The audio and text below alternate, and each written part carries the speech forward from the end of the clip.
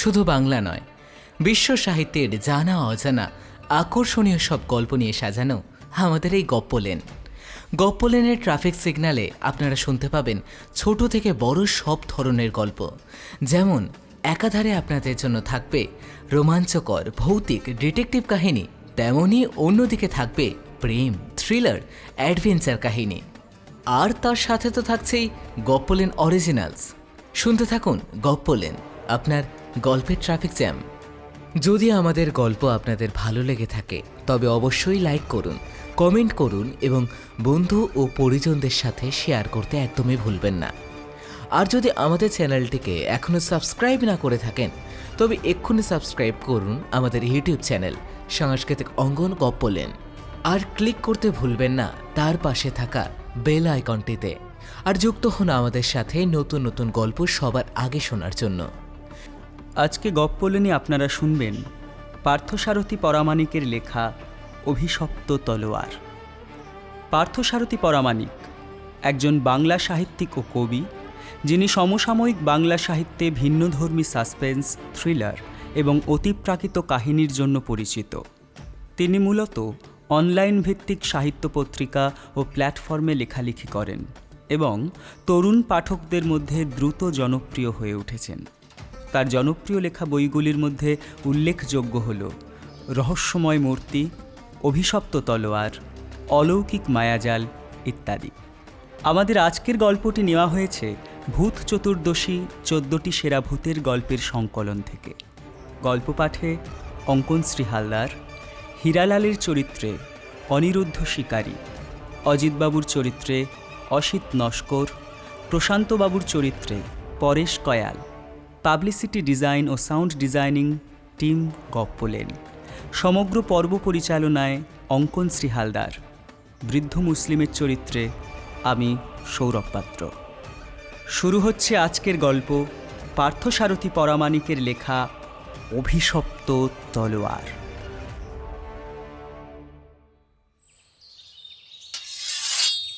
তলোয়ারটা বারবার হাতে নিয়ে নেড়ে চেড়ে দেখতে লাগলেন অজিতবাবু। স্ফটিকের মতো ঝকঝকে ফলা, মনে হয় যেন অনায়াসে এক কোপে আস্ত একটা মহিষের মাথা খুচ করে কেটে ধর থেকে নামিয়ে দিতে পারে। হাতলটা মসৃণ কোনো ধাতু দিয়ে মোড়া, আর স্থানে স্থানে নানা রঙের চকচকে ছোট ছোট পাথর বসানো এবং ইসলামী যুগের কারুকার্য করা।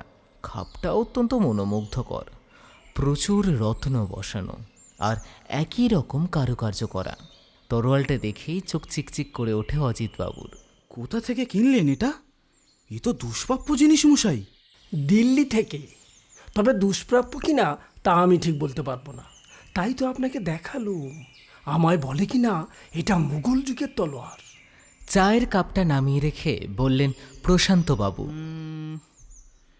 দেখে তো তাই মনে হচ্ছে হে, যে ধরনের কারুকার্য দেখছি তা তো মুঘল যুগেরই বলেই ঠাওর হচ্ছে। তবে ফলাটা দেখে আমার কেমন সন্দেহ হয়। এত বছর আগের, অথচ এমন দাগহীন, মরচেহীন, ঝকঝকে আছে। দেখে মনে হয় এখনও এই তলোয়ার ব্যবহৃত হয়।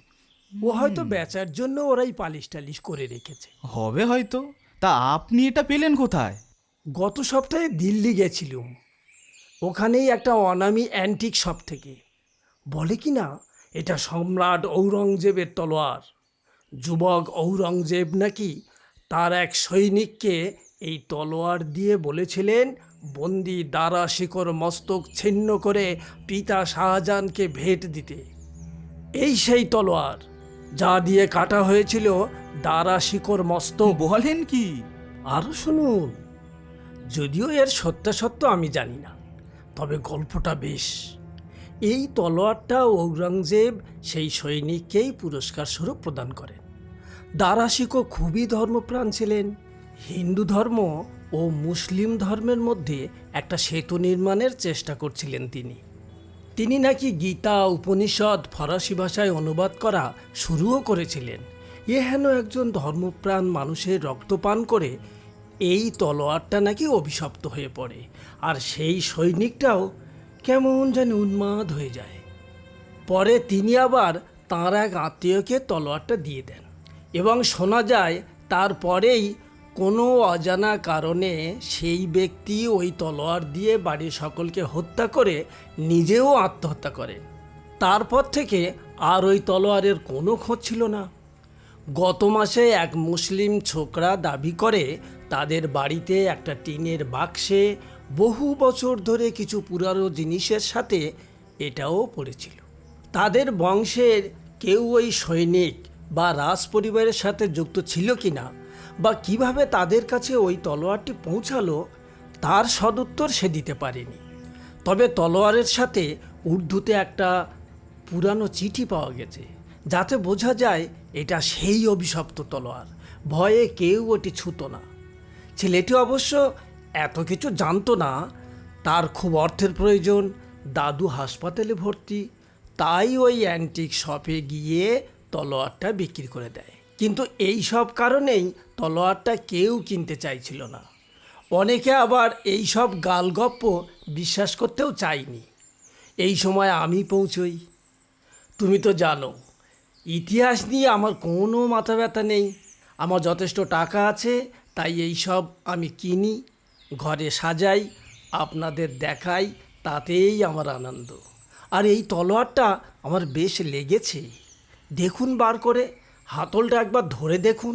না না, তাহলে কাজটা আপনি মোটেও ভালো করেননি। এই এত বড় বাড়িতে একা থাকি, ছেলে মেয়ে তো বিদেশে, ওই জনা কয়েক চাকর বাকর আছে, এই যা।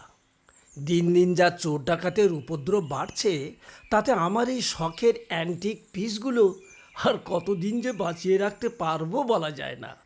তাই এরকম একটা অস্ত্র হাতের কাছে থাকাটা মন্দ কি? বলে হাসতে লাগলেন প্রশান্তবাবু। অজিতবাবু তলোয়ারটা ময়ন থেকে বের করে এক নিমেষে বেশ কায়দা করে তুলে ধরলেন। আপনি তো দেখছি অসি চালনায় বেশ পারদর্শী মশাই। অজিতবাবু কোনো কিছুর উত্তর না দিয়ে মন্ত্রমুগ্ধের মতো নিজের চেয়ার ছেড়ে উঠে বার কয়েক শূন্যে তলোয়ারটা ঘুরিয়ে এগিয়ে যেতে লাগলেন প্রশান্তবাবুর দিকে। প্রশান্তবাবু কিছু বুঝে ওঠার আগে অজিতবাবু তলোয়ার উঁচু করলেন এবং এক কোপ বসাতে গেলেন প্রশান্তবাবুর ঘাড়ে। প্রশান্তবাবু প্রাণ বাঁচাতে চেয়ার ছেড়ে লাফিয়ে পড়লেন।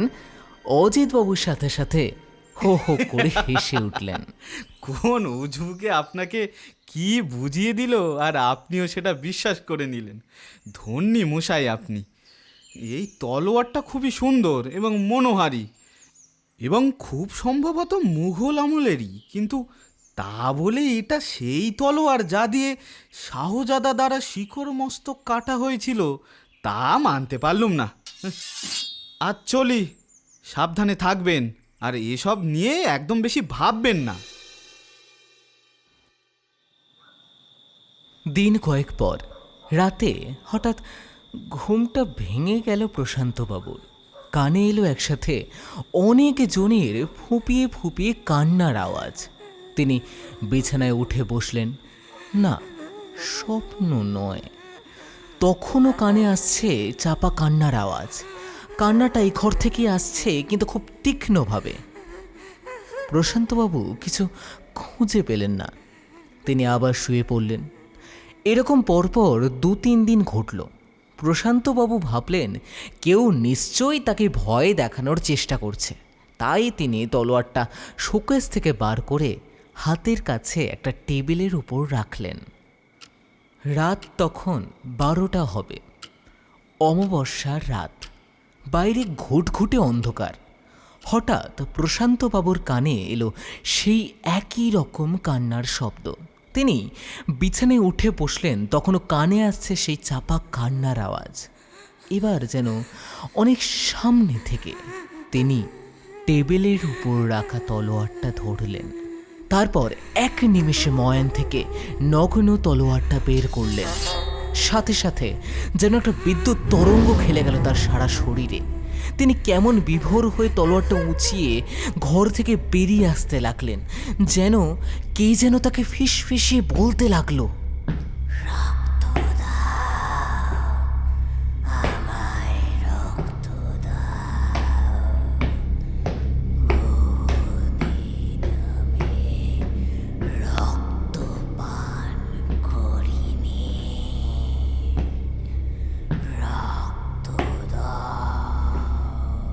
প্রশান্তবাবু একই রকমভাবে চলতে লাগলেন। বাইরে বেরিয়ে দেখলেন পোষা কুকুরটা সিঁড়ির এক কোণে শুয়ে রয়েছে। প্রশান্তবাবু তার কাছে যেতে এসে কুঁই কুঁই করতে লাগলো। প্রশান্তবাবু মাথায় তখন আগুন জ্বলছে এবং তার কানে জোরে জোরে বাজছে এক নির্মম আকুতি।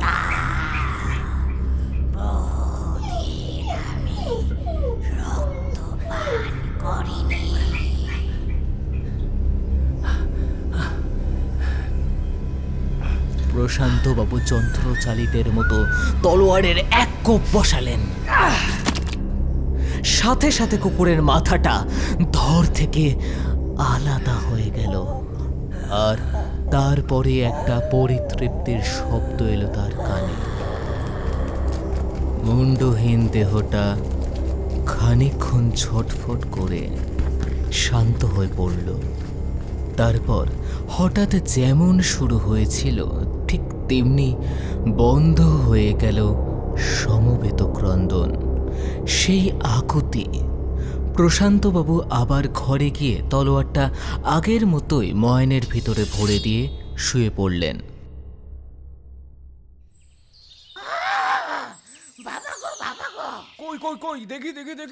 চাকরদের সমবেত চিৎকারে সকালবেলার ঘুম ভেঙে গেল প্রশান্তবাবু। উঠে দেখলেন পোষা কুকুরটাকে কে যেন তলোয়ারের এক কোপে দুটুকরো করে দিয়েছে।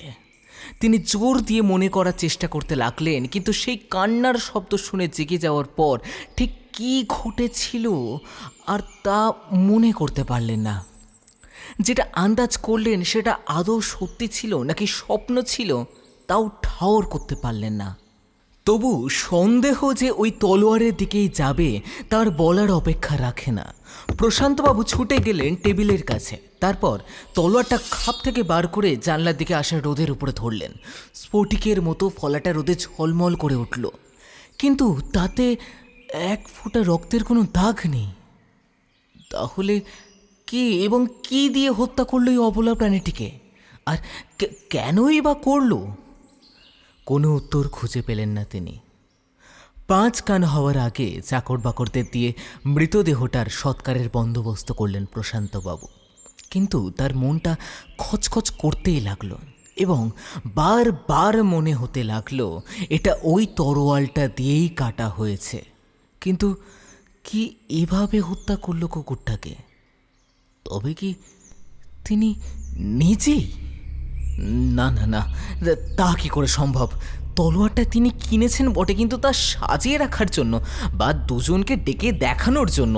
ওটা দিয়ে কারোর খুন করার মতো সাহস এবং শক্তি দুটোই কোনোটাই নেই। তবে যথারীতি দিনের পর রাত্রি এলো। মাঝরাতে আবার সেই একসাথে অনেক জনের ফুঁপিয়ে ফুঁপিয়ে কান্নার আওয়াজ তার কানে এলো। প্রশান্তবাবু থর থর করে কাঁপতে লাগলেন। বুঝলেন আবার হয়তো সেই তলোয়ারটা তাকে ডাকবে, তার সেই হৃদয় বিদীর্ণ করা আহ্বান।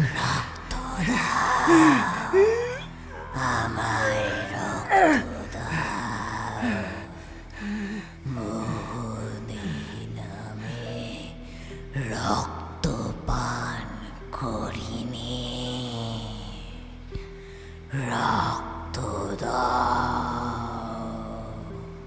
যেন তার কানে বাজতে লাগলো। তিনি জোর করে বালিশে মুখ গুজে থাকলেন। তারপর তারপর তারপর আর কিছু মনে নেই।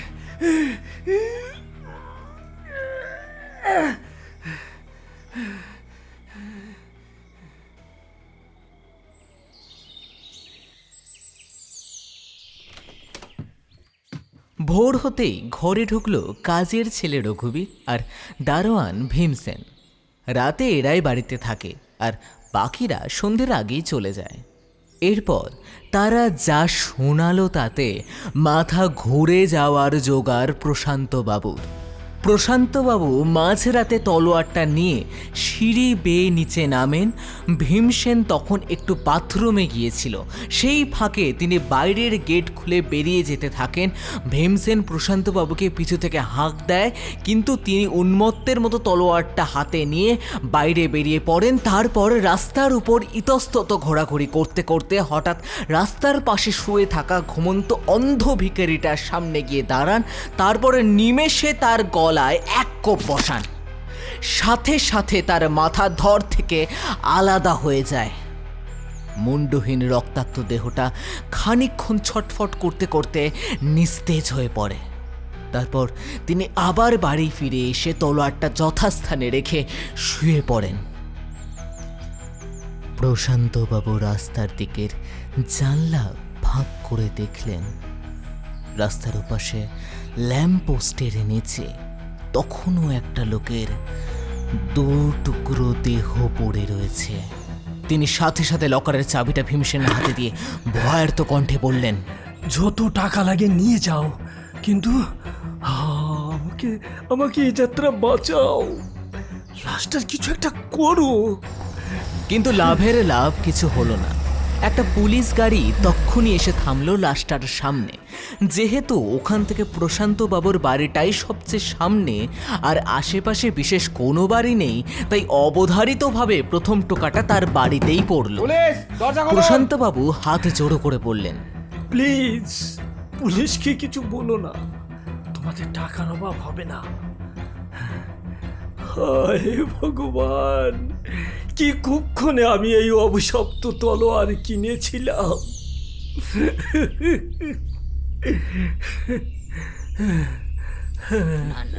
তাই হলো। রঘুবীর আর ভীমসেন পুলিশকে কিচ্ছু জানালো না। তবে কথায় আছে পুলিশের চোখ। সাব ইন্সপেক্টর হীরালাল বাবু আর একজন কনস্টেবল সব ঘরগুলো ঘুরে দেখতে দেখতে প্রশান্তবাবুর শোবার ঘরে এলেন। সেখানে তখনও টেবিলের উপর খাপ বন্ধ তলোয়ারটা নামানো। হীরালাল বাবুর চোখ ঝলমল করে উঠল, যেন এই জিনিসটায় তিনি এতক্ষণ খুঁজছিলেন। তিনি পকেট থেকে রুমাল বের করে টেবিল থেকে তুলে ময়ন থেকে ঝকঝকে তলোয়ারটা বার করে প্রশান্তবাবুর সম্মুখে তুলে ধরে বললেন, এটা কি আপনার? প্রশান্তবাবু থতমত খেয়ে বললেন, হ্যাঁ হ্যাঁ হ্যাঁ, অ্যান্টিক পিস, দিল্লি থেকে কিনেছি, কাগজ আছে। আচ্ছা, কিন্তু এসব জিনিস তো বাড়ি সাজাবার জিনিস নয় প্রশান্তবাবু। প্রশান্তবাবু কিছু বলতে যাচ্ছিলেন, তাকে কোনো সুযোগ না দিয়েই হীরালাল বাবু আবার বললেন, বডিটা কি দেখেছেন?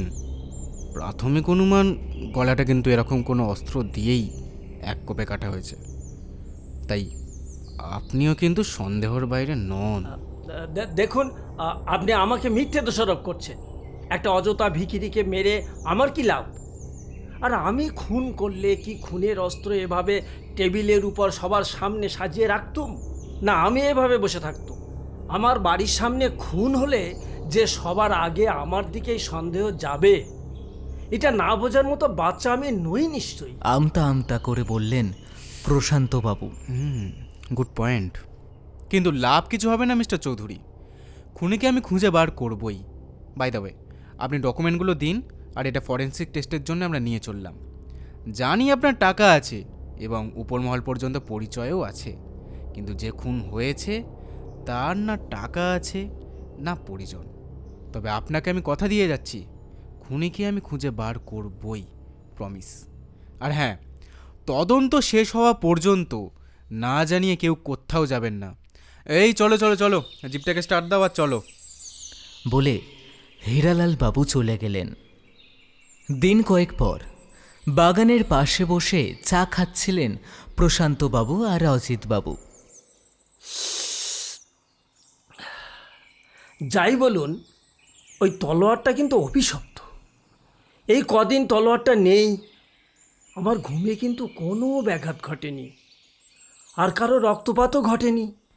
বললেন প্রশান্তবাবু। আমি আগেও বলেছি, এখনও বলছি, এসব আপনার মনের ভুল। একটা প্রাণহীন জড় পদার্থ নিজে থেকে কাউকে দিয়ে কিছু করাতে পারে না প্রশান্তবাবু। মনকে শক্ত করুন। আপনি যাই বলুন, ওই তলোয়ার আমি আর ফেরত চাই না। এই বেশ আছি, তবে ওদিকটা একটু দেখবেন। এ যাত্রা আপনারা আমাকে বাঁচান। দেখুন, কমিশনার সাহেব আমার বাল্য বন্ধু ঠিকই, কিন্তু তিনি অন্যায় কিছু করবেন না। তবুও আমি আপনার কথা কিছুটা বলেছি। এইসব ভৌতিক ব্যাপার স্যাপার তো ওনারা বিশ্বাস করবেন না, তাই আমি একটু অন্যভাবে জানিয়েছি। চিন্তা করবেন না, একটা ভিখিরিকে নিয়ে আশা করি বেশি জল ঘোলা হবে না। এমন সময় একজন কনস্টেবল নিয়ে সাব ইন্সপেক্টর হিরালাল বাবু প্রবেশ করলেন। Good morning. তারপর অজিত বাবুকে দেখে বললেন, ও, আপনিও এখানে? What a pleasant surprise. তা ভালো আছেন তো? হ্যাঁ, ভালো। বসুন। প্রশান্ত বাবু কেমন যেন চুপসে গেলেন। কে মিস্টার চৌধুরী, চা বলবেন না? সরি, রঘুবীর, চা নিয়ে আয়। বলে রঘুবীরকে চা আনতে বললেন। এই নিন আপনার অ্যান্টিক পিস, সাবধানে রাখবেন। খুব মূল্যবান আর দুষ্প্রাপ্য জিনিস, তবে রক্তের কোনো ট্রেস পাওয়া যায়নি, একেবারে নিট অ্যান্ড ক্লিন। বলতে বলতে ইশারায় কনস্টেবলটিকে কাছে ডাকলেন এবং টেবিলে নামিয়ে দিলেন ময়ন শুদ্ধ তলোয়ারটা। তবে আপনাকে এখনও সন্দেহর তালিকার বাইরে রাখা যাচ্ছে না, সরি। প্রশান্তবাবু তবু একটু স্বস্তি পেলেন। হীরালাল বাবু চা শেষ করে বিদায় নিলেন। আর আমি এটা বাড়িতে ঢোকাতে চাই না। হীরালাল বাবু চলে যেতেই প্রশান্তবাবু বললেন, কি অবান্তর কথা বলছেন? না, অবান্তর নয়, ওটা বড় সাংঘাতিক জিনিস, আপনি জানেন না। আচ্ছা, কেমন সাংঘাতিক জিনিস তা একবার আমি নিয়ে গিয়ে দেখতে পারি কি? দেখুন, আমি কিন্তু আপনাকে বিপদে ফেলতে চাই না, তবু যদি সাহসে কুলোই তো আমার আপত্তি নেই। আর ওর মুখ আমি দেখতে চাই না। আচ্ছা বেশ, তাহলে আমিও একবার পরখ করে দেখি আপনার কথা সত্যি না মিথ্যে। যাবার সময় অজিতবাবু তলোয়ারটা হাতে নিয়ে নিজের গাড়িতে উঠলেন। দিন কয়েক কোনো খবর এলো না। ওই অন্ধ ভিখারিটার খুনিও ধরা পড়ল। একটা পাগল গোছের লোক। সাজানো কি সত্যি তা প্রশান্তবাবু জানেন না, তবে তিনি নিশ্চিন্ত হলেন। রঘুবীর আর ভীমসেনকে টাকা কড়ি দিয়ে বাড়ি চলে যেতে বললেন। তারাও মনের আনন্দে প্রশান্তবাবুর বাড়ি ছেড়ে চলে গেল। হঠাৎ ওই 12:15টার দিকে সাব ইন্সপেক্টর হিরালাল বাবুর একটা ফোন এলো। নমস্কার, খবর নিশ্চয় শুনেছেন, খুনি ধরা পড়েছে। এবার আপনারা ফ্রি, তবে আমি কিন্তু স্যাটিসফাইড নই। আমার সন্দেহ যার প্রতি, তিনি এইসব চুনোপুটি নন, একেবারে রাঘব বোয়াল। অফিসিয়ালি হয়তো কেসটা খুব তাড়াতাড়ি ক্লোজড হয়ে যাবে, কিন্তু আমি এত সহজে কেসটা ক্লোজ করছি না। অপরাধীকে উচিত শিক্ষা না দিয়ে আমি ক্ষান্ত হচ্ছি না। যাই হোক, আপনার জন্য একটা খবর আছে। আমার জন্য কি খবর? অবাক হয়ে বললেন প্রশান্তবাবু। খবরটা আপনাকে নিজেকেই সংগ্রহ করে নিতে হবে। আমি শুধু ঠিকানাটা জানিয়ে দিচ্ছি। মিলেনিয়াম পার্ক, টাইম দুপুর 1টা। বাই। প্রশান্তবাবু হতবম্ব হয়ে খানিকক্ষণ ওখানেই দাঁড়িয়ে থাকলেন। কি খবর আরও দিতে চাইছেন হিরালাল বাবু? ঘড়ির দিকে তাকিয়ে দেখলেন 12:30। তিনি আর কাল বিলম্ব না করে গাড়ি বার করলেন। তারপর মিলেনিয়াম পার্কে গিয়ে দেখলেন পার্ক মোটামুটি ফাঁকা। গুটি কতক লোক গাছের ছাওয়ায় চেয়ারের উপরে বসে রয়েছে। হঠাৎ তার চোখ পড়ল কোণার একটা চেয়ারের দিকে। দেখলেন রঘুবীর আর ভীমসেন বসে। এরা এখানে কি করছে? এদের তো সোজা বাড়ি যাওয়ার কথা। ব্যাপারটা জানার জন্য সন্তর্পণে এগিয়ে গেলেন তিনি। তারপর বিস্ময়ে বিমূঢ় হয়ে দেখলেন সেখানে হন্তদন্ত হয়ে প্রবেশ করলেন অজিতবাবু। তিনি তাদের হাতে বেশ কিছু টাকা দিলেন, তারপর আবার যেমন এসেছিলেন ঠিক তেমনি চলে গেলেন। প্রশান্তবাবু কিছু বুঝতে পারলেন না, তার বাড়ির কর্মচারীদের লুকিয়ে অজিতবাবু কেন টাকা দিচ্ছেন, কি করতে চাইছেন উনি? তবে কি আবার তাকে পুলিশের জালে ফেলতে চান? প্রশান্তবাবু রঘুবীর আর ভীমসেনের পথ আঁকলে দাঁড়ালেন। অনেক হয়েছে, সব কথা আমায় খুলে বলো, আমি সব জানতে চাই, নইলে। বলে একটা ছোট্ট পিস্তল বার করলেন তিনি। তারপর তিনি যা শুনলেন তাতে তার পায়ের তলার মাটি সরে যাওয়ার জোগাড় হলো। এই যেন কোনো সিনেমার চিত্রনাট্যের থেকে কোনো অংশে কম নয়। তার সাথে যেটা ঘটেছে সেটা ওই তলোয়ারটার অলৌকিক কাণ্ড নয়, অজিত বাবুর শয়তানি। রঘুবীর আর ভীমসেনকে হাত করে মাকড়সার মতো জাল বুনেছেন অজিতবাবু, আর তিনি অসহায় পতঙ্গের মতো সে জালে আটকে পড়েছেন। তলোয়ারটা দেখাবার সাথে সাথেই যে অজিতবাবুর চোখ চিকচিক করে উঠেছিল তা তার চোখকেও ফাঁকে দিতে পারেননি, কিন্তু এত বড় প্রতারণা তিনি করতে পারলেন তার সাথে। সে তলোয়ার হয়তো আর তিনি ফেরত পাবেন না, আর পেতে চানও না। তলোয়ারটা সত্যি অভিশপ্ত। এত দিনের বন্ধুত্ব এক নিমেষে কেমন ছিন্ন করে দিল। তবু একবার অজিতবাবুর মুখ থেকে সব কথা জানার জন্য ফোন করলেন তিনি। নম্বর ডায়াল করতেই শুনলেন, The number cannot be reached now. Please hang up and try again later. প্রশান্তবাবু গাড়ি ঘুরিয়ে বাড়ি ফিরে এলেন। মনটা বড় ভারাক্রান্ত। দেশের মাটি, দেশের পরিচিত মানুষজনদের ছেড়ে তিনি ছেলে মেয়েদের সাথে বিদেশ বিভুঁইয়ে যেতে চাননি, অথচ এরাই তার সাথে এমন ব্যবহার করলো। শুধু তরোয়ালটা নয়, যে মানসিক চাপের মধ্যে দিয়ে তিনি গেলেন তাতে যে কোনো সময় কিছু একটা ঘটে যেতে পারত। তাহলে তাহলে সে ফিকিরিটাকে কে খুন করলো? অজিত বাবু? হীরালাল বাবু কি তবে সব জানতে পেরেছেন, তাই তিনি রাঘব বোয়ালের কথা বললেন? মাথাটা যেন চক্কর দিতে লাগলো প্রশান্তবাবুর। গাড়ি পার্ক করে ঘরে ঢুকতেই নতুন কাজের ছেলেটি বলল, দাইদাবাবু, দুজন লোক আপনার সঙ্গে দেখা করতে এসছেন। প্রশান্তবাবু দেখলেন কালো আলখাল্লা জাতীয় পোশাক পরা একজন বয়স্ক মুসলিম ভদ্রলোক আর একজন কম বয়স্ক ছেলে, খুব সম্ভবত সেও মুসলিম। পরনের জামা কাপড় অত্যন্তই সাধারণ। হ্যাঁ, বলুন কি বলবেন? আপনি আমাদের চিনবেন না, আমরা দিল্লি থেকে আসছি। সেই তলোয়ারটা এখন কোথায়? ভাঙা বাংলায় বললেন ভদ্রলোক। কোন তলোয়ার? কেন কেন বুঝেও না বুঝার ভান করছেন বলুন তো? ওটা ওটা সাংঘাতিক জিনিস আছে, দয়া করে ওটা আমার ফেরত দিন। দেখুন, আপনাদের জারি জুড়ি সব ধরা পড়ে গেছে। অজিতবাবু আমায় ধোঁকা দিয়ে তলোয়ারটা নিয়ে গেছেন, হয়তো এতদিনে বেচেও ফেলেছেন। আমি সব জেনে গেছি, এখন আর এসব করে কি লাভ? অজিত বাবু তিনি আবার কে? আজকে তলোয়ারটা আমায় পেতেই হবে, নইলে অনর্থ হয়ে যাবে। কেন আর নাটক করছেন? নাটক নয়, সত্যি ঘটনা। জানেন বোধহয় এই তলোয়ারটা ঔরঙ্গজেব বাদশাহের। এটা সেই অভিশপ্ত তলোয়ার যা দিয়ে কাটা হয়েছিল মহাপ্রাণ দারা শিকোহর মস্তক।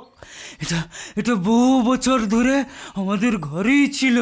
হ্যাঁ, আমার আব্বা বলে গেছিলেন এ বড় ভয়ঙ্কর জিনিস, কারো হাতে এটা যেন না পড়ে। হ্যাঁ, মিয়াকের সময় যখন আকাশের চাঁদ দেখা যায় না, তখন এ জেগে ওঠে, রক্ত যায়, রক্ত। সেদিন কেউ এটা হাতে নিলে যে কোনোভাবে এটা তাকে দিয়ে খুন করাবেই। এই জিনিস ফেলে দেওয়া যায় না, আবার রাখাও কঠিন। হ্যাঁ, তবু সামলে রেখেছিলাম, কিন্তু হঠাৎ আমি অসুস্থ হয়ে পড়ায় চিকিৎসার জন্য আমার পোতা নিজে আমারটা বিক্রি করে বসে। আমি সুস্থ হয়ে সব জানতে পারি, কিন্তু ততক্ষণে অনেক দেরি হয়ে গেছে। আমার সেই দোকানে যাই, বিল ভাউচার আপনার নাম ঠিকানা লেখা ছিল। খুঁজতে এখানে এসেছি। আমায় নিরাশ করবেন না, টাকা আপনার ফেরত দিতে পারবো না। কিন্তু হঠাৎ আমি অসুস্থ হয়ে পড়ায় চিকিৎসার জন্য আমার পোতা নিজাম ওটা বিক্রি করে বসে। আমি সুস্থ হয়ে সবটা জানতে পারি, কিন্তু ততক্ষণে তো অনেক দেরি হয়ে গেছে। আমরা সেই দোকানে যাই, বিল ভাউচারে আপনার নাম ঠিকানা লেখা ছিল। খুঁজতে এখানে এসেছি। আর নিরাশ করবেন না, টাকা আপনার ফেরত দিতে পারবো না, কারণ নিজাম যেটুকু টাকা পেয়েছিল আমার চিকিৎসার জন্য সব ব্যয় করে ফেলেছে। হ্যাঁ, আমি জানি না আপনি সত্যি বলছেন কিনা, তবে এখন আর আমার কিচ্ছু করার নেই, তলোয়ারটা আর আমার কাছে নেই। দেরি করবেন না, তবে তার কাছেই নিয়ে চলুন। আজ মিয়াকের সময় আবার সে রক্ত চাইবে, আবার কারো মৃত্যু নিশ্চিত। গত মাসে অমাবস্যার সময় ওটা আপনাকে দিয়ে কি করিয়েছিল মনে নেই? এসব সব মিথ্যে, আমি কিছু করিনি। চিৎকার করে উঠলেন প্রশান্তবাবু। আমি সব জেনেছি, কুকুরটার মৃত্যু কিন্তু আপনার হতেই হয়েছিল। সেদিন অমাবস্যা ছিল, মনে করার চেষ্টা করুন। ওটা কোনো ছল চাতুরি ছিল না, হওয়া সম্ভবই নয়। চলুন চলুন, আমাকে আপনার সেই বন্ধুর কাছে নিয়ে চলুন, নিয়ে চলুন। ভদ্রলোকের কথায় একটা আলাদা তেজ ছিল। প্রশান্তবাবু তাকে না করতে পারলেন না। গাড়ি বার করে অজিতবাবুর ঘরের দিকে রওনা দিলেন, কিন্তু বাড়ি পৌঁছে নিরাশ হয়ে দেখলেন দরজায় তালা দেওয়া, ফোন নাম্বার তো আগে থেকেই বন্ধ। আর কোনো উপায় নেই। জানি না কাল সকালের নতুন সূর্য কী খবর বয়ে আনবে। পরদিন বিকেলের সংবাদপত্রটা উল্টে পাল্টে দেখতে দেখতে হঠাৎ এক জায়গায় প্রশান্তবাবুর চোখ আটকে গেল। নাম করা ইতিহাসবিদ অজিতেশ সরকারের রহস্য মৃত্যু। তিনি খবরটা ভালো করে পড়তে লাগলেন। কলকাতার এক নামকরা হোটেলের কামরা থেকে সকালে অজিতবাবুর দ্বিখণ্ডিত মৃতদেহ উদ্ধার হয়। কেউ যেন ধারালো তলোয়ারের এক কোপে তার মাথা ধর থেকে আলাদা করে দিয়েছে, কিন্তু ঘর থেকে কোনো তরোয়াল বা এ জাতীয় কিচ্ছু উদ্ধার হয়নি। এমনকি সিসিটিভি ফুটেজ থেকেও কিচ্ছু পাওয়া যায়নি। ঘটনার সময় তার রুম থেকে কাউকে ঢুকতে বা বেরোতে দেখা যায়নি। ঘরে তিনি একাই ছিলেন। পুলিশের অনুমান তিনি আত্মহত্যা করেছেন। তবে সেক্ষেত্রেও ব্যবহৃত অস্ত্রটি ওখানেই পড়ে থাকার কথা। রহস্য এখানে প্রশান্তবাবুর পায়ের তলার মাটিটা যেন হঠাৎ কেঁপে উঠল।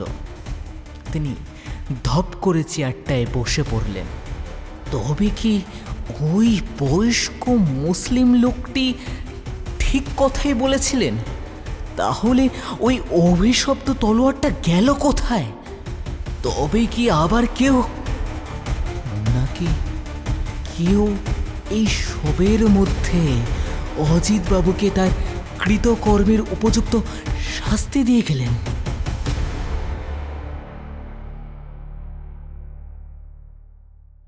আজকের গল্প পার্থসারথী পরামানিকের লেখা অভিশপ্ত তলোয়ার। আমাদের আজকের গল্পটি নেওয়া হয়েছে ভূত চতুর্দশী 14টি সেরা ভূতের গল্পের সংকলন থেকে।